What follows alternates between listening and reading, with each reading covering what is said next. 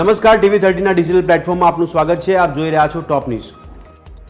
14 આતંકવાદીઓ, 400 kilo RDX, 34 વાહનો પર બોમ્બ વિસ્ફોટની ધમકી. મુંબઈમાં હાઈ એલર્ટ આપવામાં આવ્યું. બિહાર ચૂંટણી પહેલા કોંગ્રેસે બીડી સળગાવી. ભાજપ ગુસ્સે ભરાયું અને રાજકીય આગ વચ્ચે લાલુ પ્રસાદ યાદવે ગુજરાત કનેક્શન ઉમેર્યું. GST પછી સરકાર હવે વધુ એક રાહત આપવાનું વિચારી રહી છે. ટ્રમ્પ ટેરિફના તણાવમાંથી ઉદ્યોગપતિઓ હવે મુક્ત થશે. રાહત પેકેજ તૈયાર કરવામાં આવી રહ્યું છે. દિલ્હીથી ઇન્દોર જઈ રહેલી એર ઇન્ડિયાની ફ્લાઇટનું ઇમરજન્સી લેન્ડિંગ કરવામાં આવ્યું. વિમાનમાં 161 મુસાફરો સવાર હતા. ફાયર બ્રિગેડ, એમ્બ્યુલન્સ અને CISFની ટીમોને એરપોર્ટ પર તૈનાત કરવામાં આવી હતી.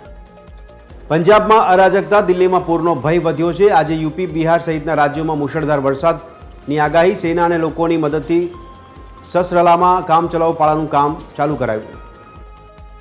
રાજ્યના 97 તાલુકામાં વરસાદ. વલસાડના ધરમપુરમાં 3.5 ઇંચ વરસાદ. તાપીના સોનગઢમાં 2.5 ઇંચ.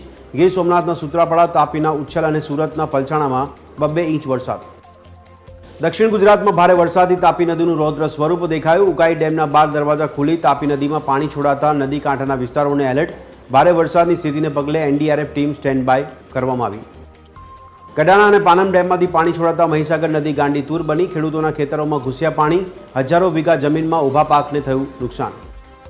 ડાંગ જિલ્લામાં છેલ્લા 2 દિવસથી અવિરત વરસાદથી 4 નદીઓમાં પૂરની સ્થિતિ. સુબીર તાલુકાના 1, વઘઈ તાલુકાના 3 માર્ગો પર પાણી ફરી વળ્યા.